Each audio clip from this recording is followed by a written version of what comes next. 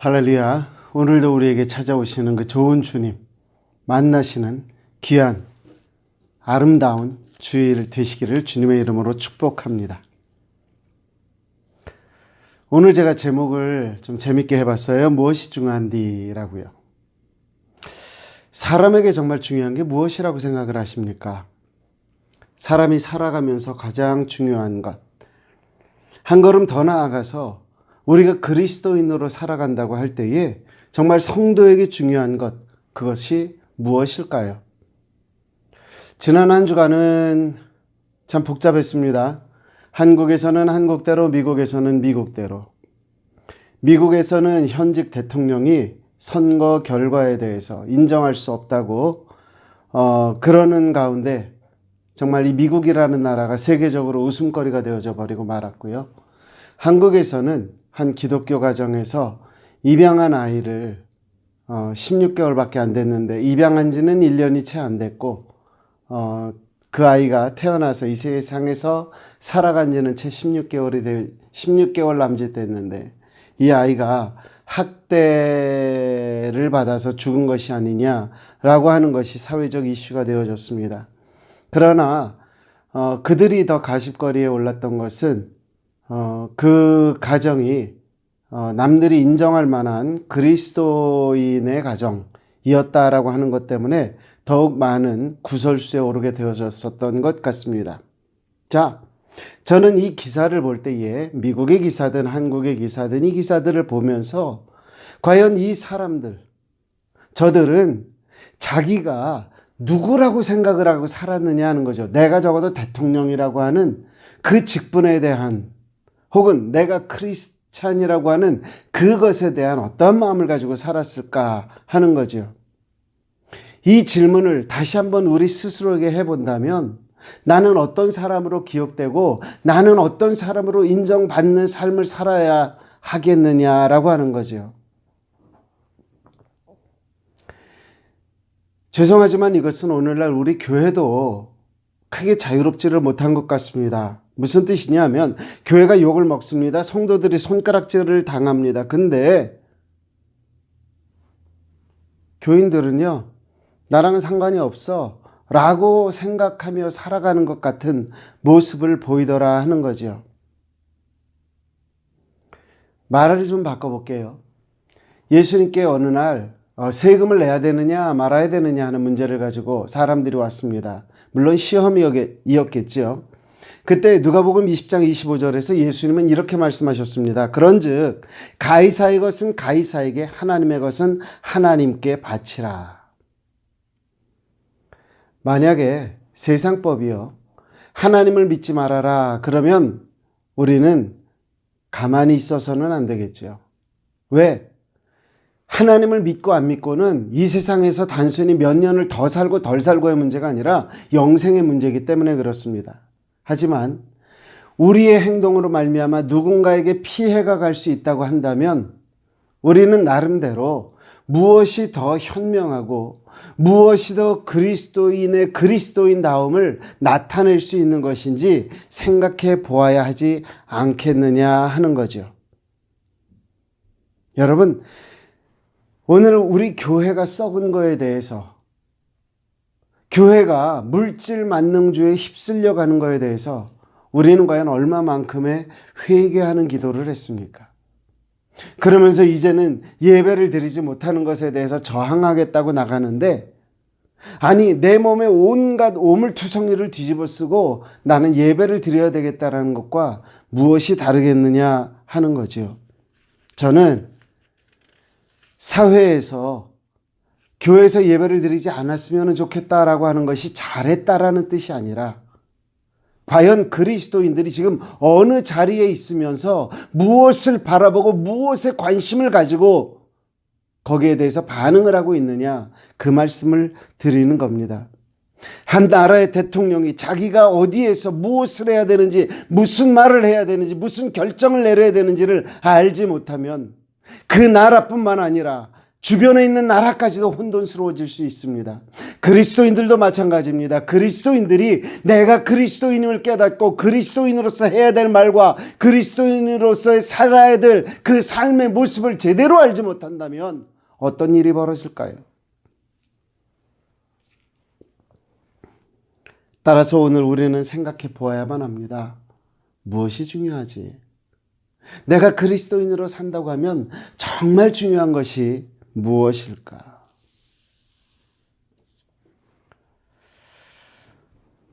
저는요, 우리가 신앙인으로 살아가는 데 있어서 몇 가지의 단계를 한번 생각해 봤습니다. 제가 온라인 설교 시작하면서 제일 먼저 했던 말씀 중에 하나가 나는 누구인가 라고 하는 제목의 말씀이었습니다. 여러분, 나는 그리스도인입니다 라고 말을 하지만 정작 나는 그리스도인이기 전에 누구였습니까? 사람이었습니다. 근데 이 사람의 본질이 참 재미있습니다. 뭔 줄 압니까? 변합니다. 굉장히 쉽게 변합니다. 그런데 안 변합니다. 정말로 안 변합니다. 안 변하는 것은 뭐냐면요, 자기의 어떤 개성 주관입니다. 정말 쉽게 변하는 건 뭐죠? 관계입니다. 배신이라고 이야기를 하죠. 우리가 알아야 될 사람에 대한 것 뭐죠? 사람은 쉽게 돌아섭니다. 사람은 쉽게 배신합니다. 여러분, 정말 사람들 안 변하지 않던가요? 이거 한마디만 들어줬으면 되는데 안 듣더라 이거죠. 그런데 그렇게 안 변하는 그 사람이요, 관계에서 불편해지면 확 돌아서고 배신을 해버리더라 하는 거죠. 이러한 일로 인해서 많은 사람들이 교회를 왔다가 상처를 받고 교회를 떠나가기도 하지요.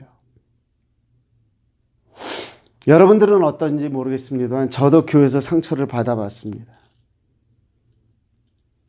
그러나 재미난 건 돌고 돌고 돌았더니 결국 제자리에 와 있더라는 거죠. 그러고 나서 알게 되는 게 뭔지 압니까? 하나님의 뜻입니다. 로마서 8장 28절 말씀 보니까 우리가 알거니와 하나님을 사랑하는 자 곧 그의 뜻대로 부르심을 입은 자들에게는 모든 것이 합력하여 선을 이룬다. 중요한 것은요, 나는 하나님을 사랑하는 자인가 하는 거예요. 하나님을 사랑하는 자 곧 그 뜻대로 부르심을 입은 자들에게는 합력하여 무엇을 이뤄요? 선을 이룬다. 사실 우리 옛말에는 좋은 말들이 많이 있죠. 그 중에 하나가 뭐죠? 은혜는 바위에 새기고 원하는 물에 새긴다 라는 말이 있죠. 그런데 솔직히 현대를 살아가면서 제가 경험한 바는, 또 제가 하고 있는 행위는 은혜는 바위에 새기고, 아니요, 은혜는 강물에 새기고, 원하는 물에 새기고, 아니요, 원하는 바위에 새기고. 저 역시도 그렇게 살아왔었습니다. 그런데 저와 여러분들이 인정해야 되는 게 뭐라고요? 그게 우리의 본성이다라고 하는 거죠. 여러분, 이스라엘 백성들이 애굽에서 나오던 장면을 한번 떠올려 보시기 바랍니다. 자, 뒤에는 애굽 군대가 쳐들어옵니다. 앞에는 홍해가 가로막고 있습니다. 그때에 모세가 백성들에게 이렇게 말하지요. 출애굽기 14장 13절 이하에 모세가 백성에게 이르되 너희는 두려워하지 말고 가만히 서서 여호와께서 오늘 너희를 위하여 행하시는 구원을 보라. 너희가 오늘 본 애굽 사람을 영원히 다시 보지 못하리라 하리라. 그리고 이어지는 14절에 여호와께서 너희를 위하여 싸우시리니 너희는 가만히 있을지어다. 무슨 말이에요? 너희가 할 일은 없다. 하나님이 하신다. 결과는 어떻게 됐지요?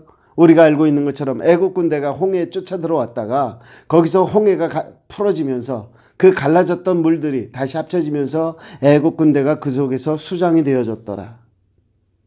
이런 경험을 한 이스라엘이 엘림과 시내산 사이에 있는 신광야에 다다르게 됩니다. 이때 이스라엘 백성들이 무엇을 말하는지 보겠습니다. 출애굽기 16장 3절에 보니까 이스라엘 자손이 그들에게 이르되 우리가 애굽 땅에서 고기 가마 곁에 앉아있던 때와 떡을 배불리 먹던 때에 여호와의 손에 죽었더라면 좋았을 것을 너희가 이 광야로 우리를 인도해내어 이 온 회중이 줄여 죽게 하는도다. 얼마 전에 홍해를 건넜어요. 그런데 이 사람들이 이제 먹을 것이 마땅치가 않다고 불평을 하고 있더라 하는 거죠. 재미난 사실은 이 불평을 통해서 우리 주님은 우리에게 한 가지 이렇게 짚어주는, 옛날적 표현으로는 이삭줍기라고 그럴까요? 그런 표현이 이곳에 있는 것을 발견했습니다. 만나를 공급해 주는 부분을 보니까 성경은 출애굽기 16장 26절에서 이렇게 말을 합니다. 엿새 동안은 너희가 그것을 거두되 일곱째 날은 안식일인즉 그날에는 없으리라. 만나는 며칠 동안 우리가 구할 수 있다고요? 6일 동안. 마지막 날 여섯째 되는 날은 두 곱절을 거두어 드리면 그걸 가지고 안식일 날을 먹을 수 있게 되었다라고 하는 거죠. 엿새 동안 속에 하루가 있습니다. 저는 이 말씀을 생각을 하다가 문득 깨달아진 게 있습니다. 그게 뭐냐면 바로 주기도문이었습니다. 마태복음 6장 11절에 있는 말씀 그 부분을 보니까 오늘 우리에게 일용할 양식을 주시옵고 라고 기도를 합니다. 무엇을 위해서 기도합니까? 일용할 양식. 만나는 며칠에 한 번이요? 하루에 한 번이요. 우리가 알아야 될 것, 하나님께서 우리를 만나고자 하시는 것, 하나님께서 우리에게 공급자가 되시고자 하시는 것, 그 사건은 이스라엘을 만들기 위해서 출애굽에서 사람들을 데리고 나오던 그 순간부터 오늘 이 순간까지 계속되고 있다라고 하는 겁니다. 하나님은 오늘 저와 여러분들을 만나기를 원하십니다. 하나님은 저와 여러분들에게 오늘의 필요한 것들을 공급해 주기를 원하십니다. 이것이 답입니다. 그럼에도 불구하고 우리는 어떻다고요? 잊어버려요. 돌아서요. 배신해요. 두 번째로 사람은 어떤 사람들이냐? 철저하게 자기중심이라는 거예요. 여러분들은 자기중심적입니까? 아니면 타인중심입니까? 자기중심이라는 말은 여러 가지로 표현할 수 있겠습니다만 철저하게 자기에게 유익이 되는 것을 위해서 살아가는 것을 이야기하겠죠. 사무엘서에 보면은요, 사무엘상에 보면 사울이 하나님께서 기름 부으심을 입고 왕이 되었는데 이 사람이 하나님께서 하라는 대로 하지를 않습니다. 뭐냐면 아말렉의 모든 것들을 진멸하라 그랬거든요. 그랬는데 진멸하지 않습니다. 성경이 말하고 있는 걸 보니까 사무엘상 15장 9절에 보니까 사울과 백성이 아각과 그의 양과 소의 가장 좋은 것 또는 기름진 것과 어린 양과 모든 좋은 것을 남기고 진멸하기를 즐겨 아니하고 가치 없고 하찮은 것은 진멸하니라. 좋은 건 남겨놨대요. 사무엘이 쫓아왔습니다. 왜 그러냐고 물었습니다. 사무엘상 15장 20절 이하에 이렇게 대답합니다.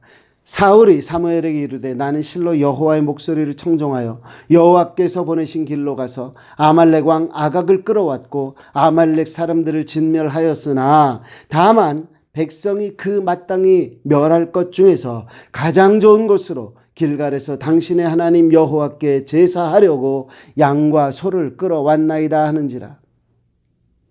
왜 좋은 것을 안 죽였다고요? 왜 진멸하지 않았다고요? 첫째는 제사드리기 위해서, 둘째는 내가 아니고 백성들이 핑계를 대는 거죠. 이 말을 들은 사무엘은 답답했습니다. 그래서 이렇게 이야기를 합니다. 사무엘상 15장 22절입니다. 사무엘이 이르되 여호와께서 번제와 다른 제사를 그의 목소리를 청중하는 것 같이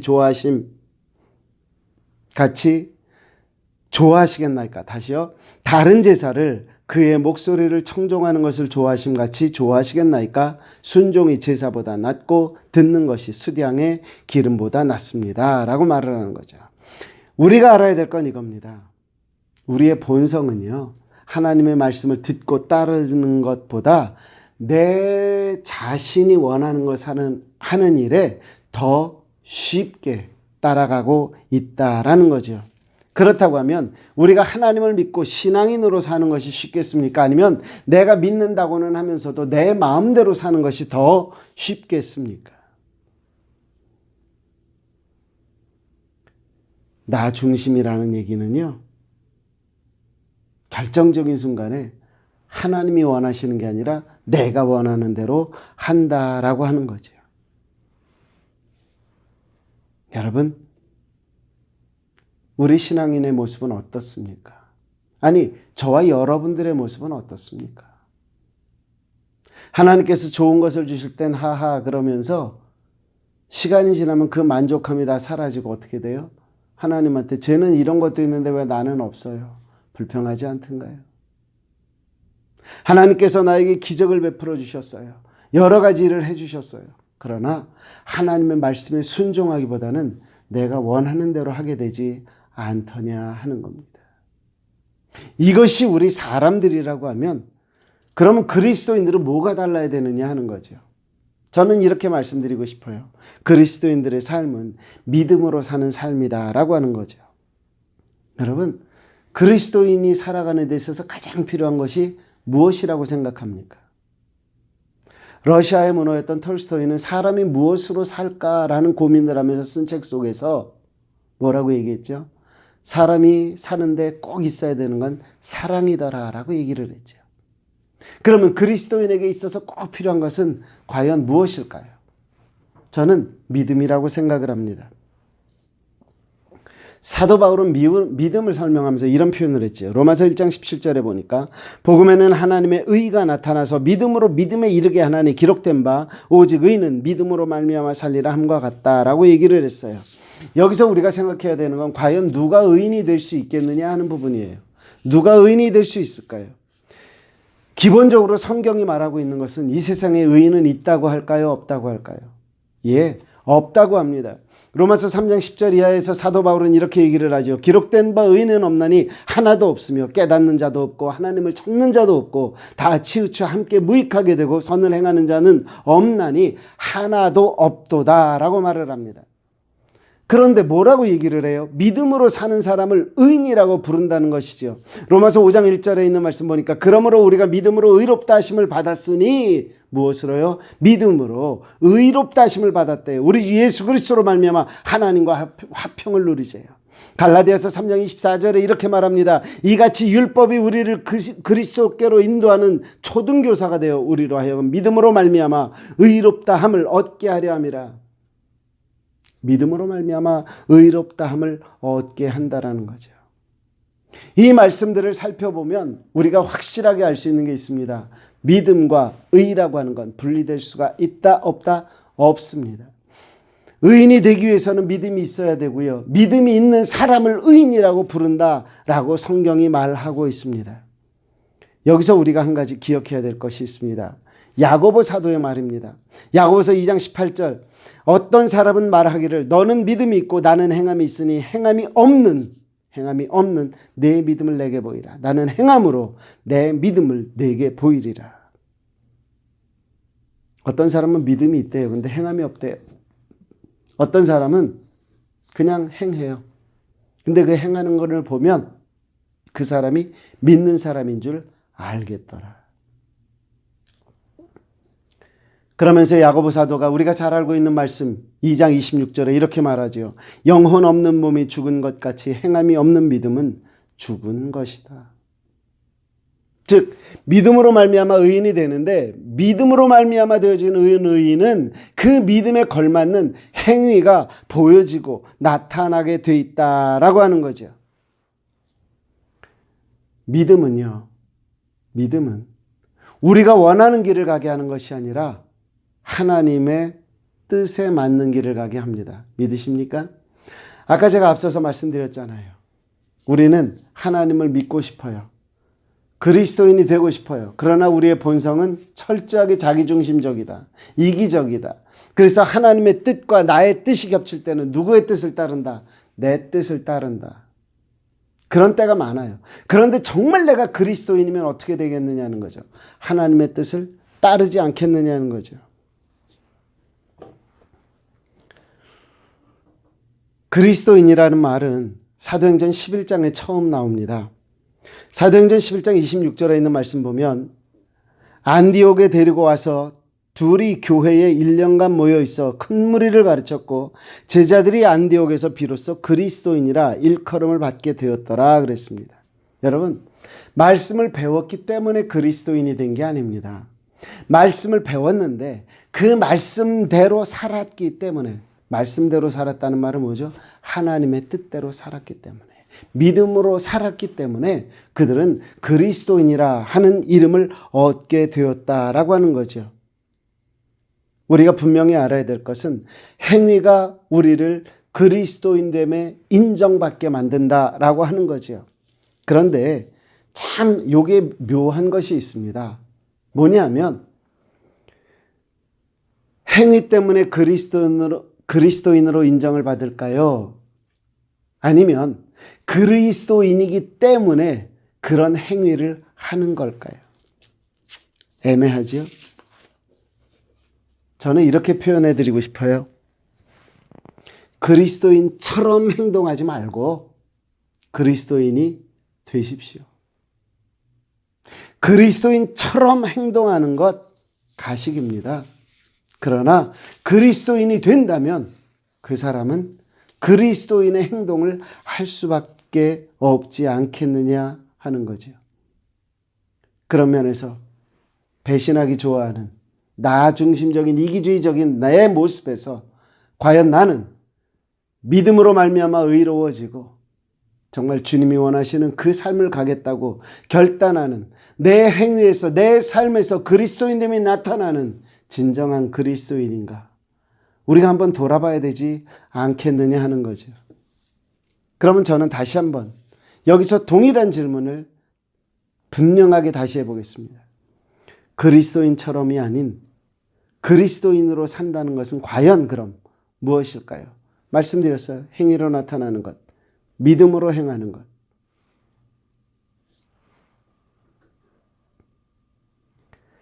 그리스도인처럼 사는 거는 쉬워요.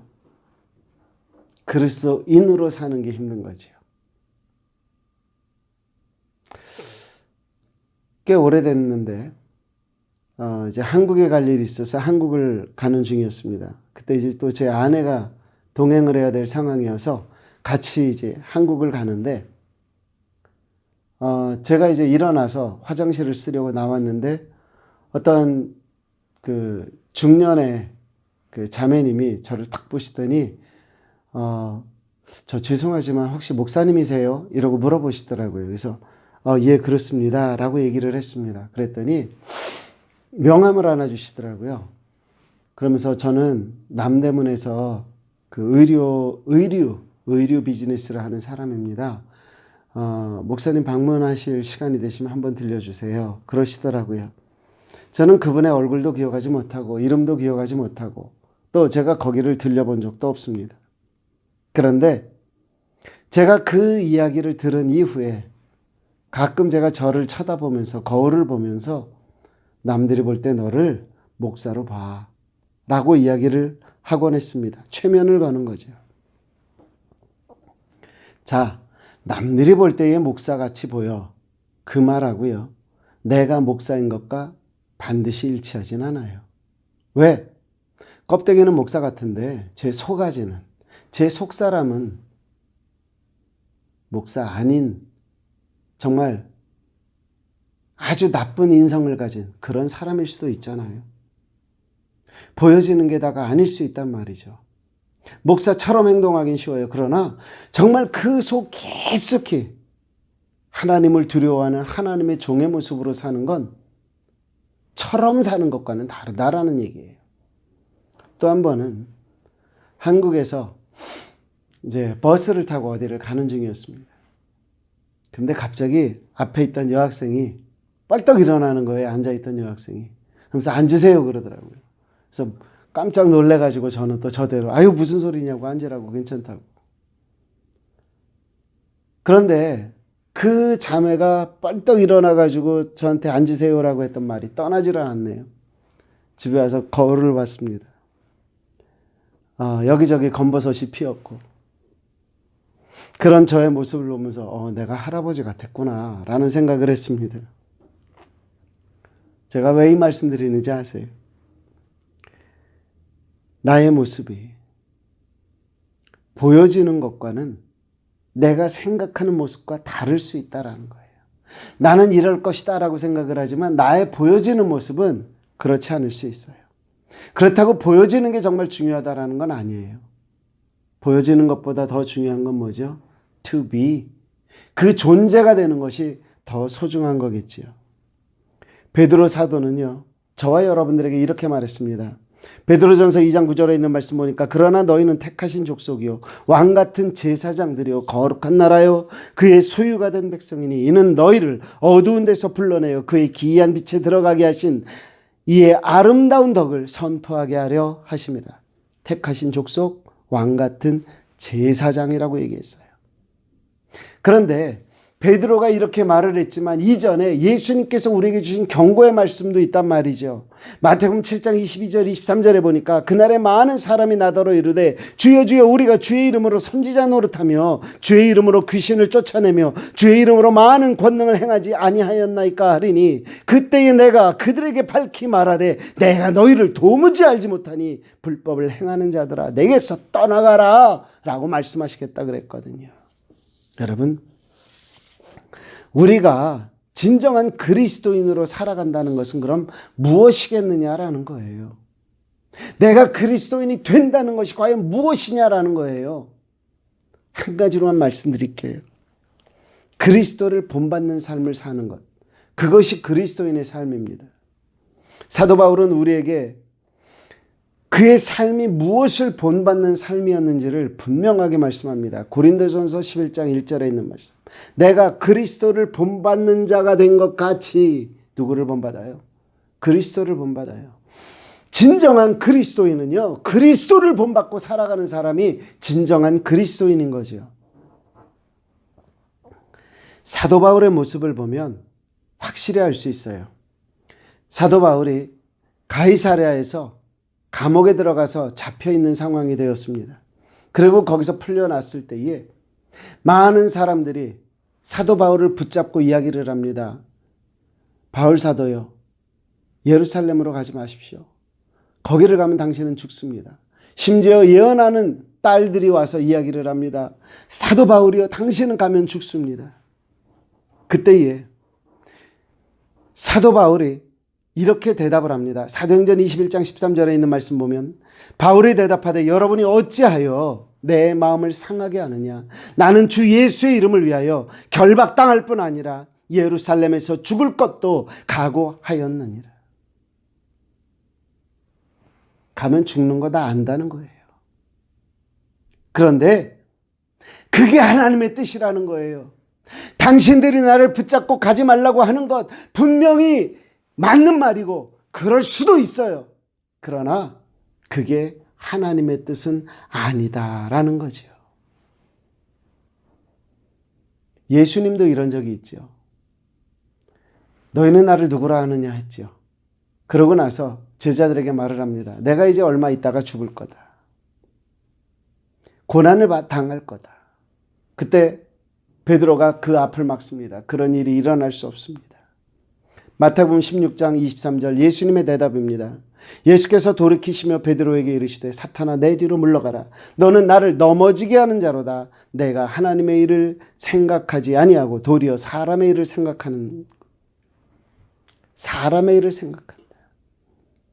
예수님이 가셨던 그 길을 그대로 가고 있는 사람이 누구예요? 바로 사도 바울이더라 하는 거죠. 한동안 목적이 이끄는 교회, 목적이 이끄는 삶 굉장히 유행했죠. 무슨 목적이요? 무슨 목적이요? 우리들의 삶은요, 예수님께서 이끌어 가시는 거예요. 그렇기 때문에 주님은 우리에게 마태복음 16장 24절에 이렇게 말씀하셨습니다. 예수께서 제자들에게 이르시되 누구든지 나를 따라오려거든 자기를 부인하고 자기 십자가를 지고 나를 따를 것이니라. 여기 따른다라는 말이 있는데요. 이 따른다라는 말은 그냥 가는 거예요. Follow him. 예수님을 따라가는 거예요. 그런데 따른다라는 이 헬라 말의 깊은 뜻 속에는 무엇이 있는 줄 압니까? Step on his step. 발을 포개는 거예요. 그의 삶을 모방하는 것을 이야기하는 겁니다. 나를 따라라. 그 얘기는 뭐예요? 나를 모방하는 삶을 살아라. 이것에 대하여 깨달음이 있었던 교부 중에 한 사람 토마스 아 캠피스는 이렇게 말을 하죠. 그리스도를 본받아라. 그런데 그 말이 원어로는 대 이미타시온 크리스티라고 되어 있습니다. 이미타시온의 크리스티. 무슨 말이죠? 모방하라 이 얘기예요. 그리스도를 모방하라. 여러분, 그리스도인은요, 그리스도의 냄새가 나서 그리스도인인 거예요. 그렇기 때문에 사도 바울은 고린도후서 2장 15절에 이렇게 말하죠. 우리는 구원받은 자들에게나 망하는 자들에게나 하나님 앞에서 그리스도의 향기다라고 이야기를 하죠. 꽃의 아름다움은 그 모습에서도 나타나지만 꽃의 꽃다움 속에는 향기가 있어야 한다라는 거죠. 그리스도인에게서는 명품 향수의 향기가 아니라 그리스도의 향기가 나타나야 된다라고 말씀을 하시는 거지요. 우리가 잘 알고 있는 말씀 중에 마태복음 5장 13절 이하에 이런 말씀이 있습니다. 너희는 세상의 소금이니 소금이 만일 그 맛을 잃으면 무엇으로 짜게 하리요? 후에는 아무 쓸데없어 다만 밖에 버려져 사람에게 밟힐 뿐이니라. 14절에 가서 봅니다. 너희는 세상의 빛이라. 산 위에 있는 동네가 숨겨지지 못할 것이다. 저는 이 말씀을 떠올릴 때마다 사실 항상 두려움을 가집니다. 그 이유는 뭐냐면 제가 나름대로 소금과 빛을 해석하는 부분이 있기 때문입니다. 저는 소금을 맛이라고 해석을 하는 데는 주저함이 없습니다. 그러나 빛을 밝음이라고 주저하기보다는 저는 멋이라고 주장을 하고 싶습니다. 물론 요즘에는 이 빛을 갖다가 아우라라는 표현을 쓰더라고요. 그래서 그 사람이 탁 나올 때 그 아우라가 대단해 뭐 이런 표현을 하는데 그렇습니다. 그리스도인은 그리스도인으로서의 맛이 있어야 됩니다. 사귀면 사귈수록 만나면 만날수록 그 사람에게서 느껴지는 사람의 맛은 기대고 싶다. 나와는 뭔가 다르다. 나를 품어주는구나. 나를 사랑하는구나. 저 사람은 나와 뭐가 다를까? 저 사람에게는 그리스도가 있구나. 이것이 느껴지는 인간미가 있어야 이것이 소금 아니겠습니까? 빛이라고 하는 것은 멋이라고 생각을 했어요. 내가 그리스도인에게 멋이 나타나야 된다는 거죠. 세상 사람들은 술 몇 잔 가지고 그 힘든 일도 풀어내는데 그리스도인이 멋이 없어요. 풀어내지를 못해요. 이럴 때에 저는 사실 저 자신이 그런 모습이 있어서 하나님 앞에 두려움을 갖게 되더라 하는 거죠. 여러분, 우리가 그리스도인으로 살아간다고 하면 정말 무엇이 중요한 걸까요?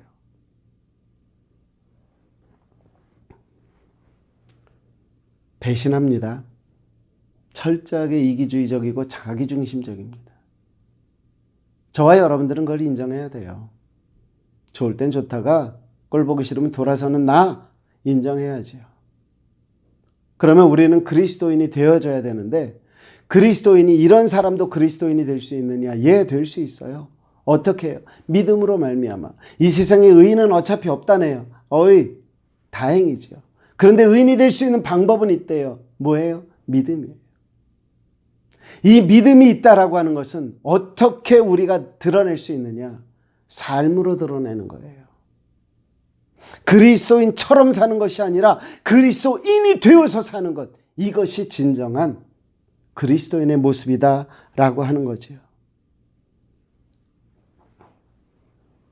그리스도인이 된다는 건 뭐죠? 예수님이 살았던 방식대로 사는 거예요. 예수님이 걸으셨던 그 길을 걷는 거예요. 그렇기 때문에 오늘 그리스도인에게 가장 중요한 것은 뭐냐? 예수 그리스도를 본받는 거지요. 그분의 삶을 그대로 살아내는 거지요. 쉽다고요? 어렵다고요? 어려워요. 그래서 우리가 뭐 해요? 기도하는 거예요. 그래서 우리가 성령 받기를 구하는 거예요. 그리스도인이 되기 위해서. 그리스도인인 척 살아가는 건 쉽다니까요. 보는 데서만 하면 되거든요. 그런데 그리스도인의 삶은 하나님 앞에서 살아가는 거거든요. 이렇게 물으면서 오늘 말씀 정리할게요. 우리가 그리스도인으로 사는데 무엇이 중요한디? 좋으신 아버지 하나님 감사합니다. 크고 작은 일들 속에서 우리는 수없이 하나님을 배신하고 나에게 좋고 나쁨을 따라서 항상 우리는 불평을 합니다. 이렇게 본질적으로 모자라는 그러한 저희들이지만 하나님은 이 세상에 어차피 의인은 없단다. 나는 너희들이 믿음으로 말미암아 의인 되기를 원한단다. 오늘도 우리에게 듣게 하시고 깨닫게 하시니 감사합니다. 아버지 하나님, 이 자리에서 이제 우리가 저 한 가지 결심하기 원합니다. 그리스도인처럼 사는 것이 아니라 그리스도인 되어 살기를 원합니다. 그러기 위해서 우리는 그리스도를 본받기 원합니다. 그리스도를 본받으려니 너무 힘듭니다. 우리가 주님 앞에 무릎 꿇어 기도할 때마다 우리에게 성령으로 부어주시옵소서. 말씀을 펴고 읽을 때마다 깨닫게 하여 주시옵소서. 그리고 우리의 힘이 그리스도를 본받는 그 삶을 감당할 수 있는 힘이 되어서 우리의 삶을 통해서 나타나는 향은 그리스도의 향기가 되게 하시고, 우리의 삶을 통하여 나타나는 그 사람됨은 소금과 같은 맛이 되게 하시며, 우리가 걸어가고 우리가 말을 하고 우리가 하나님을 찬양하고 사람들을 섬길 때에 우리의 삶의 모습에서는 그리스도의 빛이 나타나는 우리 모두 그리스도인이 될 수 있도록 도와주시고 인도하시고 축복하여 주시옵소서. 감사합니다. 예수님 이름으로 기도드렸습니다. 아멘. 이번 한 주간 우리 이렇게 물어보면서 지나갔으면 좋겠어요. 무엇이 중요한디? 주님 모시고 평안히 한 주간 승리하시기를 주님의 이름으로 축복합니다.